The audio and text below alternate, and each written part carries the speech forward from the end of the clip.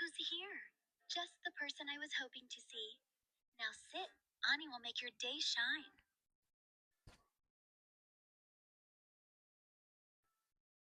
Okay, I can't hear you. Some volume issue here, but let's continue for the podcast sake that we were discussing about kind of this is a final brainstorming session where we are kind of initializing our thought process towards what we need to make. That is for Neck Guardian, like something like arm extruding out.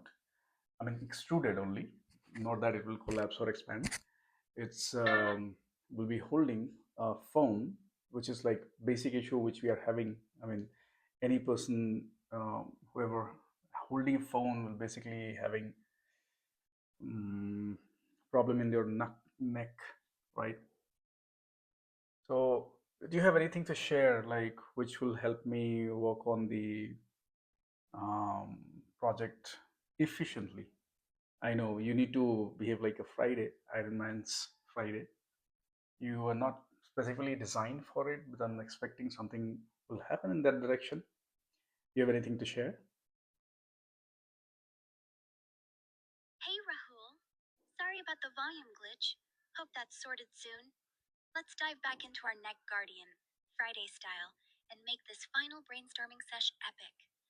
So, you're set on a fixed, extruded arm. Nice. Keeps it simple and sturdy.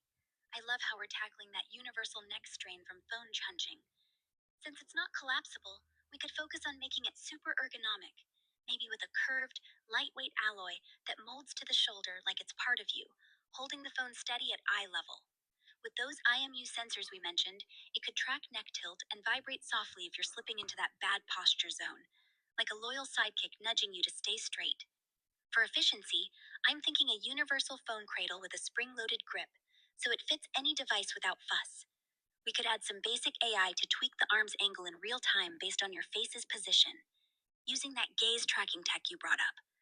No need for anything too fancy, just enough smarts to keep the phone in your sweet spot. Maybe we keep the design minimalist but sleek, like matte black with a touch of neon for that Iron Man energy. For prototyping, you could start with a 3D printed model to test the arm's weight and balance. Keep it under a pound to avoid shoulder strain. Any thoughts on power? Like a small rechargeable battery for the sensors? Or keep it fully passive to cut costs? And are we sticking with the octopus limb vibe for flexibility or locking it into a fixed curve for now? I'm so pumped for this. You're going to save necks everywhere. What's your next step?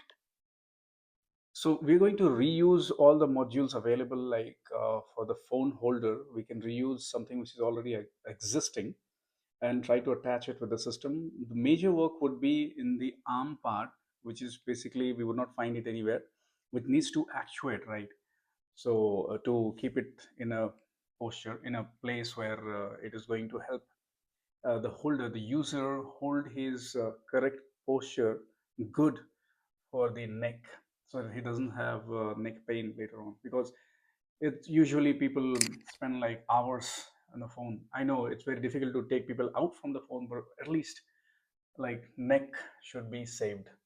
So this is something I'm thinking, and this is it from my side for this podcast. Like we will continue next on a even more detailed session. There we will be discussing about the electronics part, mechanical parts, and so on.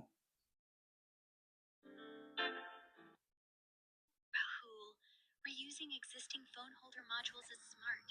Why reinvent the wheel when we can focus on that killer arm for the Neck Guardian?